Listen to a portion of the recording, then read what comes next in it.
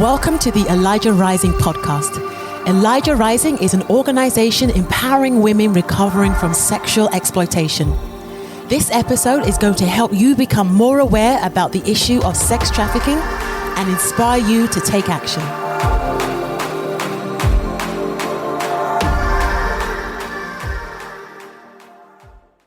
Hey, welcome to the podcast. I'm Adam, and today I am joined by Cara Parker. Cara is Executive Director of The Landing, a Houston-based nonprofit whose mission is to serve survivors of human trafficking and commercial sexual exploitation with a trauma-informed approach fueled by the love of Christ. Welcome to the podcast, Cara. Thank you. Thanks so much for having me. Yeah, excited to have you here today. And today what we want to talk about is, first of all, what is a drop-in center? Mm-hmm. We're going to get into that. And then how do they serve individuals experiencing exploitation? And so Cara is one of our friends in this work. Yeah. The Landing is a great partner of Elijah Rising. We are often in the same spaces, doing the same events, raising the same awareness. So I knew that we had to have y'all on the podcast. Yeah, so thanks. Excited about it. So first, let's get to know you a little bit. Tell us Sure. a little bit about yourself. When did you become the executive director of The Landing? Because we do have a good relationship with your previous executive director. Yeah. We can even give Natasha a little bit of shout out here. And then kind of what do you do? What does your role entail? Yeah. So I joined The Landing almost 2 years ago and served as the executive director. So I came behind our founder, our original ED, Natasha, who did an amazing job and then moved on to our board. And my role is really, I work with our leadership team and our board just to lead the organization overall. So, I join partner meetings, do kind of awareness presentations, kind of look at how do we get the funding and the resources we need for our organization. Really depends on the day. Sometimes we do podcasts, whatever it might entail. I think I remember it was like your second or third day or like your first week maybe on the job. Wasn't it at the Christmas breakfast? It was like week 2, maybe. It was pretty early. Yeah. Yeah. I was like, oh, hi, welcome. Yeah. So how did you end up in anti-trafficking work? This is not work for the faint of heart, especially in your role as someone who is leading an organization. Yeah. This is not for everybody. There's a lot of secondary trauma. It's absolutely, it's tough work. So how and why? Yeah. It wasn't a direct path at all. I spent a year after college doing mission work overseas. Okay. I did a program called the World Race. And so I traveled around to different countries and I saw a lot of anti-trafficking work in countries like Thailand or India. How many countries did you go to? I know a little bit I went to 11 countries. So I went to 11, spent a month in each place. Yeah, it's wild. It was nuts. Really just expanded my worldview, showed me so many different things. I got to see just a really amazing picture of how the church came together to step into these dark places and bring light in. And I think while I saw so many hard things in that and so many hard realities, poverty, trafficking, just exploitation of vulnerable people, I also got to see a lot of ministries that were doing really incredible work, either to prevent people from having to go into that or intervening or providing aftercare. And so that's really what kind of opened my eyes to the trafficking issue. And then I, like a lot of people, I just thought it was international. And so, I moved to Houston. I was in the corporate world before coming to The Landing. I worked in consulting and just did a lot of volunteering. And, through all of the existing anti-trafficking agencies here, I remember going to a documentary at a Second Cup. I saw Freedom Church Alliance speak at a church, just kind of seeds over time, really learned about the issue here. And then ultimately felt the Lord leading me to come into this work full time, right as The Landing was looking for someone for this role. So just kind of worked out. And then I guess as far as why I stay, I definitely was naive coming in. I don't think I realized all the things that the role would entail, kind of how heavy this work can be at times. But I just see the Lord really, really working powerfully, even though there are a lot of hard days. And so I think just continuing to feel like this is important work and it's something He's called me into and y'all as well. I know just trying to be faithful to do my part in that and really kind of do whatever I can. I think that's a really relatable story. Well, maybe not the 11 countries, and 11 months, but I'm sure from your work, you guys have done people all the time that say the same thing. Like I thought I thought this issue just existed somewhere else. Yeah. And like just existed overseas. What was that like for you to kind of have that revelation on the ground here at home, or like, back in your, where you live in your country, in your neighborhood, in your home? When you came to that realization, what was that like? Yeah. I think it was just hard to believe it was actually here. And I think it was because I had a lot of misunderstandings about what trafficking looks like, particularly in a domestic context. And so, I had a friend who was really passionate about street outreach and taking me out or kind of showed me some of the hot spots. And it was when I started seeing, like the Bissonnette area, or, that's what it looks like here, or one expression of it in the US. And so I think, I knew probably like prostitution was an issue, but I didn't know so many of those women who were out on the street were actually being trafficked, or even just, all of the complexities of why someone's out there, even if they don't have a pimp. And so, I think it was me starting to kind of look at social issues through a different lens and understanding. I probably see some symptoms of this, but I just didn't realize that what was human trafficking. Yeah. And I mean, and that's really where our work, our organizations and many other organizations that we partner with really comes in. It's like, I feel like we're constantly having to do that education work all the time, so let's talk about drop-in centers. And first, I think it's important maybe to like just define the term. So often, I've been in this space for like 10 years, right? And so we use these terms, and sometimes you forget that it's like only we talk about things like this, right? And like the general public might not know what they are. So I want to talk about drop-in centers before the break. And then, let's start with, what is a drop-in center? What does that even mean? Absolutely. I mean, at its basic level, it's essentially a center you can drop into. So, it does have that going for it in the title, but it's just a publicly accessible, safe space. So it's intentionally a low barrier model where it's meant to make it easy to access services. So the landing is intentionally located on the Bissonnette track, which is a hot spot in Houston. And so it's kind of walking distance for people to come in. We really try to kind of limit the criteria required for service. So we'll work with anyone who's been in the life, even if they haven't been identified as a victim of trafficking. And so in that, we try to identify victims of trafficking, but we know there's such a low rate of identification among victims that we don't want that to be a barrier to a victim being able to get connected with services. And really, we try to be flexible kind of in the way that we serve. There's not a prescribed program that you have to walk through. We let survivors kind of choose how do they want to engage. If they just want to get a meal and have a safe place to rest, watch Netflix, they can do that. Or if they want to work with a case manager on their goals, work toward education or housing or transition even to becoming a survivor leader, we'll kind of meet them where they are and try to kind of adapt our services and let them kind of fit into the program wherever works best for them. That is fascinating. So, and I love the way you define that, like a low barrier. Can you? It's a low barrier model. A low barrier model. I mean, so what are? Not to put you on the spot, but what are some of those other barriers that you're trying to avoid? I think the self-identification of I am being trafficked, like we all know that's really tough. Yeah. But what are the other barriers that you're trying to overcome? Absolutely. I think we see a lot of people who they just aren't in a good position to be able to, pick up and go to like a residential program. Potentially like they might have kids. And so they need to stay in the area. They need to be able to just kind of access services on kind of their timetable. We really try to be on like a bus route, be accessible for transportation. So anything that might just kind of prohibit someone from being able to join, programs, we try to kind of make it an open door for them. And, capacity is not really, knock on wood, an issue for us because we aren't, confined by like bed space or things because we're a daytime center. And so, we can scale a little bit more and serve more people in that way. So, I think different models have different purposes and functions, and that's why we all have to collaborate together. But that's sort of the intention with a drop-in center is really you can get to it easily and it can be a flexible thing to kind of fit your needs. And in that, we're hoping to identify victims and get them access to services. Yeah, that's amazing. Is this common?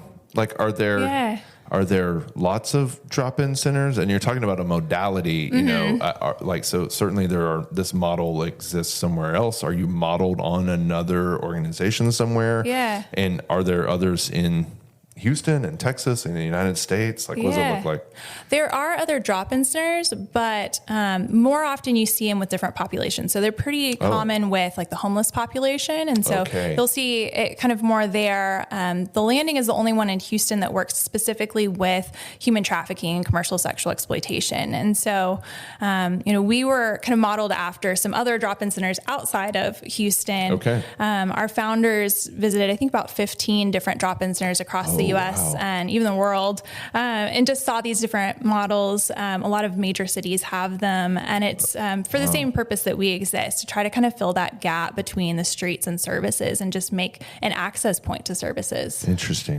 Yeah, I really was not aware of that. I mean, we were kind of talking before we started hitting record, like I couldn't think of another drop-in center, and so I think that unique role is so critically important. I do. There is another question that pops in my head. Yeah. I know that you guys are a daytime thing. So are there other drop-in centers that are overnight? And is there a reason why this model doesn't do overnight? Is that just a capacity issue, or what's the thinking behind that? Yeah. So there are some that'll have either overnight hours.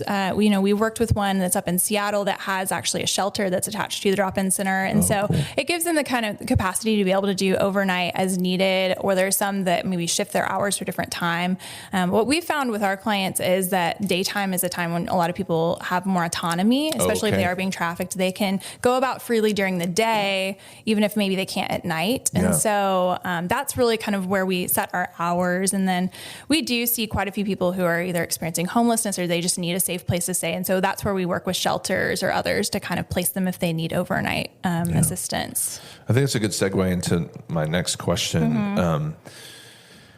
Houston, I feel like I've been talking about this a lot on the podcast recently, and on the previous episode I mentioned this too, but Houston has become this like hub for solutions to trafficking. Right. Like we have this title of being like this major hub for trafficking, but it really is like the more and more I connect with people in other parts of the country, like they're looking at Houston, like you guys have all the gaps covered, which we don't. We're working, obviously there's a lot more work to be done here. Trafficking is still rampant in this city, right? So, but I wonder, like a drop-in center, the Landing in particular, like where do you see yourself fitting into the larger landscape of anti-trafficking work? And obviously you're on the survivor services side. So like, how does that? How do you think about your place? In because we have a ton of organizations doing a ton of work. We do, And I think that, your point, I love that about Houston. That's so great that I think there is all this collaboration across anti-trafficking organizations, but even just across sectors. There's a lot of government involved in our healthcare, others. With us, we provide direct services to survivors. So that's really kind of our point. We're not working with the traffickers or the buyers, but it's kind of services to the survivors piece. And then, we work mostly in either intervention with kind of outreach, or even with having a drop-in center and kind of identifying victims and getting them connected to services. And then we do some of that aftercare as well, just walking alongside them with whatever else they need. But, we refer to quite a bit with other partners. I know we've even sent kind of to Elijah Rising for Restoration Campus. If we have someone that gets to a point of stability and it's the right fit for them to go to that kind of a program, then we refer out, or, we refer with other programs if survivors need access, legal needs or housing, or kind of whatever gaps we don't have within our agency. And then, likewise, they can kind of send people our way. So I think that's what collaboration looks like a lot for us, is just working to make sure that all of our clients, collectively have access to the best resources and whatever they need. Yeah, it's amazing. I know for us, specifically for Elijah Rising, obviously we're kind of known for our consistent intervention work and being out there. And you guys are a great resource to just point people to, like, hey, I realize you might not be ready to exit. Perfectly fine. We understand, but there's a place right down, go one more block down here and you can find these amazing people who can offer so many other services, which that's kind of what I want to talk about on the other side of the break. So we're going to take a break in the podcast, and when we come back, we're going to dive a little bit deeper into the Landing and the programs you offer, and take a little bit closer look. So we'll see you on the other side. Great. Take a second and think about how many subscription services you have. Netflix, Hulu, Spotify. If you're like me, you have more than you actually use. That money just disappears out of your bank account, or maybe you don't even use the product anymore. So why not donate that same amount of money to Elijah Rising and know that every dollar you spend directly serves those who are overcoming sex trafficking? We invite you to join The Rise. The Rise is a dedicated community of recurring donors who give strategically to fund the work of ending sex trafficking. Join our community of more than 200 members who have decided to rise up. $10 a month can provide services for women seeking to exit exploitation. $40 a month can provide job training and employment for an overcomer of trafficking. Donate online via credit card, debit, ACH, or Apple and Google Pay at elijahrising.org/rise. Hey, welcome back. Cara, the landing has just celebrated 5 years of service. We did. I think y'all threw a party on the roof. We did. Well, it moved inside, situation, but it was attempted on the roof. I was planning on coming. You're right. There was some sort of a weather event because I was planning on going, and then I think it was raining or something. Turned into a sunny day after that. It was an awkward, shift in, but Houston, Texas, classic. Kind of tell me the origin story. What motivated the opening of the landing? Like, why? What was it about Houston's significant trafficking problem? Like, why did we need a drop-in center? Yeah. What was the motivator behind all that?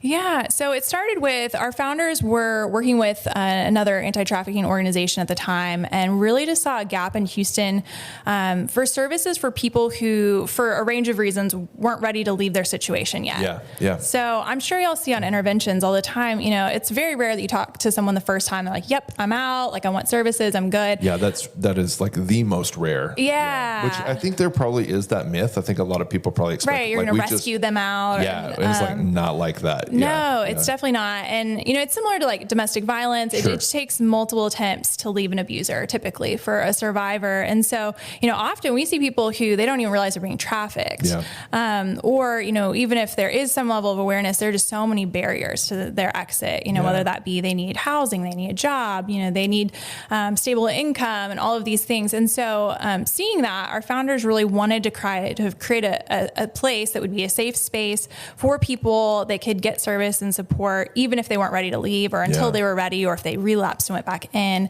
and just kind of follow them anywhere they were on that journey. And so that was really kind of the heart behind starting the drop-in center. And that's what spurred kind of looking into the model in other cities and what function it had played there, was to try to kind of work with people in that place. And so, even now we work with people who are still in the life, who are working toward leaving the life and creating kind of their safety plans and what's that look like and how do I get out? And then those who are on the other side and they just want that support around them as they're kind of moving forward with their life. It's so important. Sometimes I feel like, and I wonder if you can relate. Sometimes I feel like we get pressure from the community, or even sometimes from, the stakeholders. It's like, why aren't more exiting? Why aren't you getting more out? Why aren't more people leaving? And so, like, do you ever feel that pressure? Because sometimes I'm sure you have clients that are coming in and receiving services, and they have been for a long time, and they're still in the life. Like, and how does that? Like, do you receive pressure to like make that happen? And like, how do you handle that? Yeah, it's a real tension. And I think it's something that even internally we have to kind of examine ourselves on of, how are we defining success? Is it kind of our view of what success would be for that person, or is it how they would define success for themselves? And so, with that, we still see, even if someone is still in the life, maybe they've taken steps toward being in a safer setting in the life, maybe they've found a way to kind of, minimize some of the harm, even though that is still a dangerous situation that they're in. And so we try to kind of work alongside them in that, but there's definitely kind of an external, sometimes, lens on this that, success is getting people out. And so, we hope for that, and we kind of walk alongside people in it, but we just know that there are a lot of realities to why, people have a lifetime of trauma. Usually when they walk into our door, it's not just going to be an overnight thing that they, go to counseling or join a support group and then they can, suddenly move past all of that. It's kind of a process. And so we really try to just kind of walk alongside people through that journey. Yeah, that's beautiful and so important. And then, although I guess on the flip side of that coin, there are those moments where you do encounter someone in the life and they're like, yes, let's go now. Absolutely. You know what I mean? And so but that's another benefit to having the landing, especially in its location, is like, if somebody wants to leave right now, they know that they can walk in your doors and find a way to exit safely right now. So it is kind of both. Yeah. And we definitely see that too. You know, people who like, they want a bus ticket booked or an airplane ticket booked and they're out and they have a safe place they want to go. And it was just the right timing. And I think it's absolutely just the Lord's hand over that there's that, you know, opportunity and that we could come across their path at that time. So, you know, it definitely goes both ways. Sometimes people are kind of working toward, you know, their goals on a different timeline that we would have expected or thought maybe. And then sometimes, you know, you just kind of cross their path at the right time. Yeah. That's why I got to be ready. Yeah. So from the perspective of a client, so from the perspective of, let's say, I'm just going to create some character here in my head. Like, let's say there's a 26-year-old woman who has been in the life for 2 years. She's been on Bissonnet for about the past 6 months. Yeah. And she, whether it's through, you know, somebody from your team that she has encountered or from another organization like ourselves, she finds out about the landing and she figures out where you're located. Put yourself in her shoes and, you know, maybe there's somebody who's in the life here in Houston that's watching or listening to us right now. And they go, okay, I'm going to go to the landing. What can they expect? What is the, I'm going to use a tech term, like what is the user experience of the organization? So like if they're on the sidewalk and they're deciding to walk towards you, what does that look like? What can they expect? Yeah. So if they do that, so we are located right on Bissonnet. Yeah. And so with that, people can just kind of walk up. We're in an office building, which I think surprises a lot of people. They think, you know, it's going to be the center at ground level. But we're located up on the 6th floor of an office building. And that's for a couple of reasons, but one is just discreet entry. You can come in and you don't necessarily know why someone is going in that building. And so we try to protect confidentiality with that and make it a little bit safer and easier to access. Yeah. Thanks. We got that idea from others. So the benefit of touring some partners. And then with that, you know, they can come in and we do a standard intake process. But we really try to make sure as soon as someone walks in our door, they're greeted, they're given something to eat, something to drink. We know a lot of times when people come and visit our center, that might be the first time they ate, you know, in a day or so. And so we really try to just address basic needs and kind of be a support first. And then in our intake, we really try to kind of minimize the amount of information we ask for. We know that can be re-traumatizing.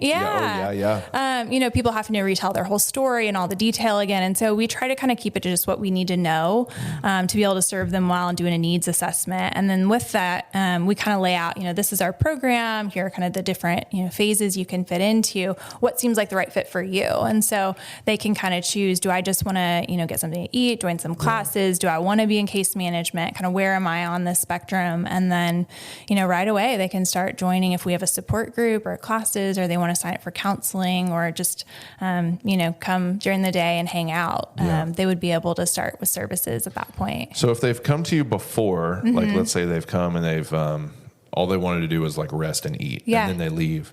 When they come back again, you know, if they come back the next week or something, like, do they go through the same process or does it become like a relationship at that point? Yeah. You know, at that point, you know, we've got great relationships with our clients. And so, you know, they would check in, we have a little iPad at the front, but they would always be greeted at the front door. And then, you know, once they're checked in, they're good to go and they can just kind of, you know, spend time in the center and do what they want. That's amazing. Yeah. That is so cool. So the landing is located in an area of Houston where, as you said, trafficking is like highly concentrated, right? Of course, we've got new laws that are going in place right now. We'll see how that plays out. We'll see how that plays out, which, I don't know. So from your perspective, I wonder if you can think about the pandemic and think about 2020 and so much has changed. And I guess honestly, you know, for those of you who are listening out of state, so we are recording this podcast on September 2nd. It'll come out later. But yesterday,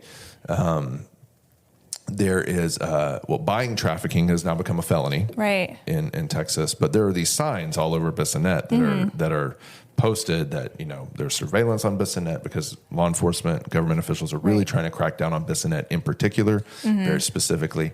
So, look, I mean, you know, as you anticipate that, but also as you've seen the pandemic impact things, What effect, how is the landscape changing? Because you're in the middle of it. Yeah. What has it looked like over the past year? Yeah, go ahead. Yeah. I mean, COVID has definitely impacted that community, our clients. I think that zip code at one point was the highest number of cases in the county. And so it's been really hard hit just in kind of the area itself. But yeah, with our clients, I think that COVID has really exacerbated some of the risk factors for trafficking. If you think about what makes people vulnerable, isolation has been a big one. If home's not a safe place for you, then people are spending a lot more time at home. And so that was something that kind of inherently, put people in kind of a less safe situation sometimes. And so we saw that. We saw a lot of our clients, many of them are kind of living in poverty. And so, just the financial hardship of this season has been really tough. And we've seen a lot of people in crisis. So we've seen a lot more of a need for just kind of basic needs like food, shelter. A lot of the shelters filled up at one point, just trying to with social distance. And so we had a lot more of our clients that we were placing in hotels until we could find kind of longer term support for them. We saw people who had been out of the life and just because they needed to provide for their family, they went back into it. And so, that was a really hard thing that's kind of occurred a lot in this season. And then I think we just see a lot of people like online, we're all on Zoom all the time, school's closed, and so I've heard increases of, trafficking, recruiting online, more trafficking taking place online.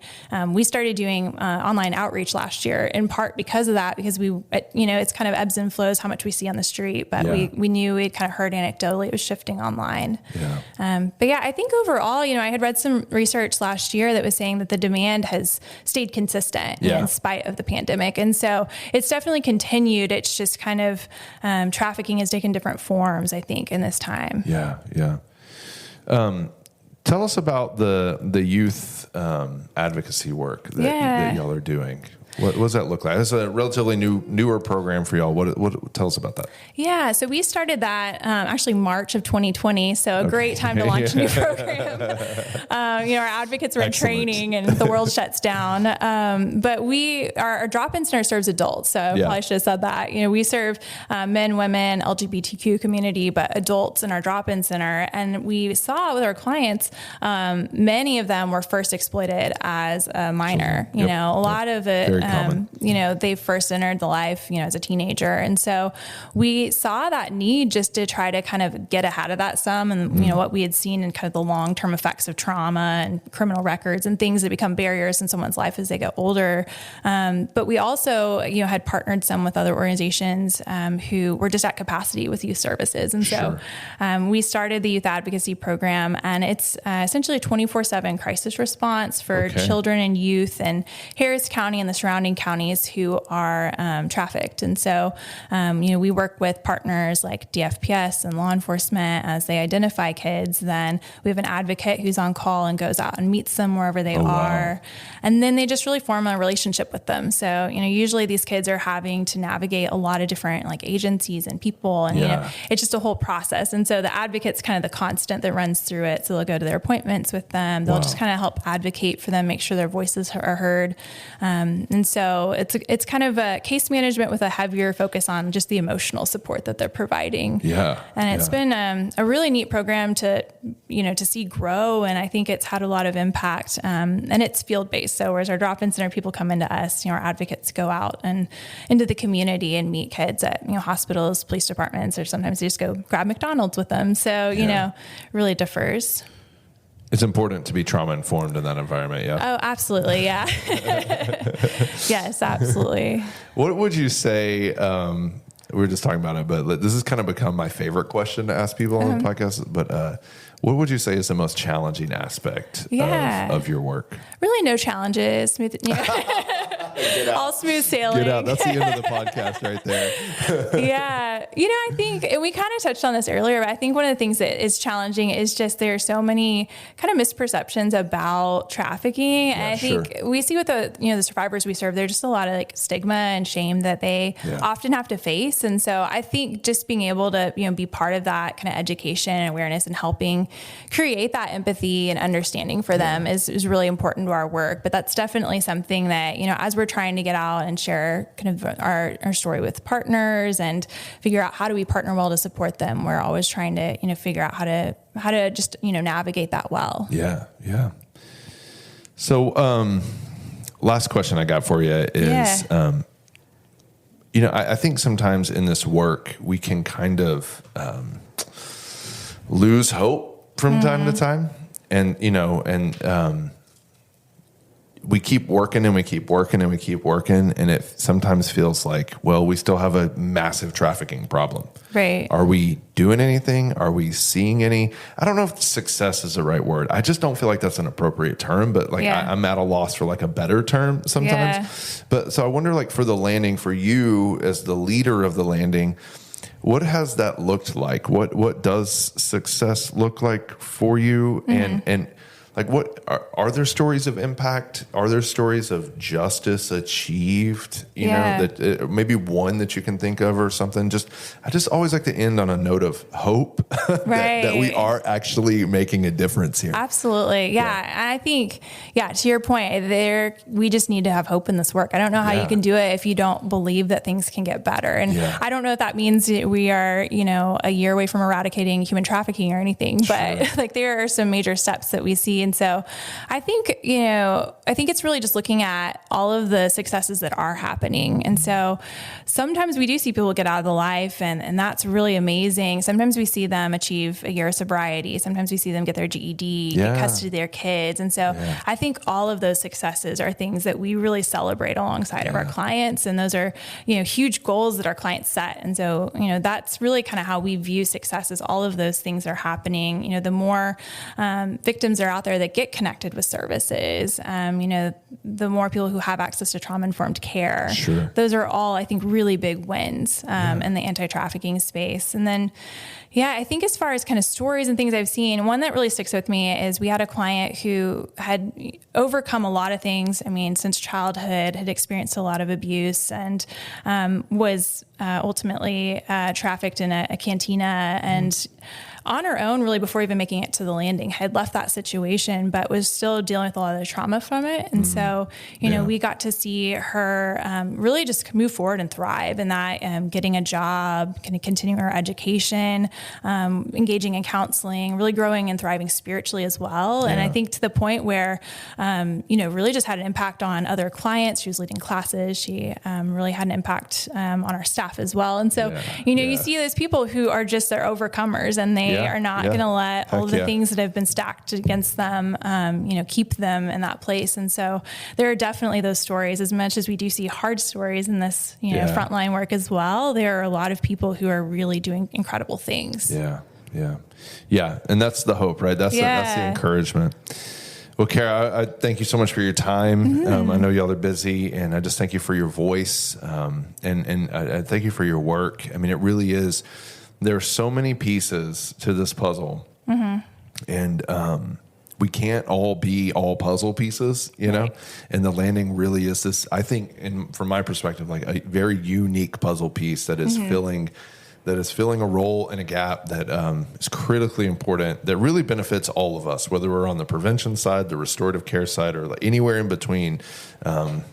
Y'all are important to us all. So thanks so much, and thanks for being on the podcast. Yeah, and likewise, Elijah Rising is that as well. So we so appreciate y'all. I appreciate that. So where can people find you? How can they support your work right now? All the links, all the things. If there's certain programs you want to promote or events or whatever, just go for it. Thanks. Yeah. I mean, if you want to learn more about The Landing, all of our information is up on our website, thelanding.org. And we always kind of say the ways you can get involved are pray, serve, and give. And we have all of those opportunities kind of laid out. We have people who pray over all of our client prayer requests. Like, we really believe in the power of that and coming around them. We always need in-kind items. We need volunteers for outreach or working at the front desk of the drop-in center, so you can serve or you can give, which, we're all nonprofits here. So we always welcome Giving that. is important. Yes. And in particular, we have our annual kind of Christmas gala that's coming up on December 3rd. So you can learn more about that on the website as well. That's awesome. I've been to one of those. It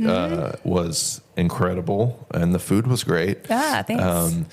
What is an in-kind donation? You mentioned that, and I'm realizing that might be one of those words that we throw around. Jargon. Yeah, what would that look like?